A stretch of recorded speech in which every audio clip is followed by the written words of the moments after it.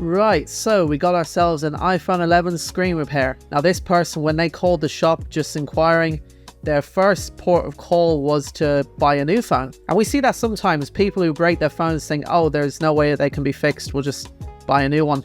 But when I said to her that a screen repair was obviously far cheaper than buying a new phone, and that because it's an iPhone 11, it's still a decent phone, it's worth getting fixed, she was happy to get it fixed.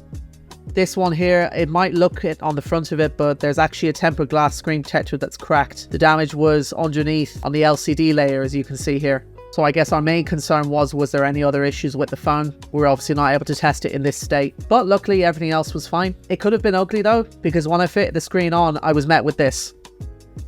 And this is a very common thing that happens. When a screen gets damaged, the touch layer, or as we call it, the digitizer, that can act up. And what can happen is, it can be like someone else is putting in the incorrect passcode. And if that happens too many times, it locks you out completely. So I think this stage here was the last stage before it was locked out completely. So luckily she brought it into us when she did.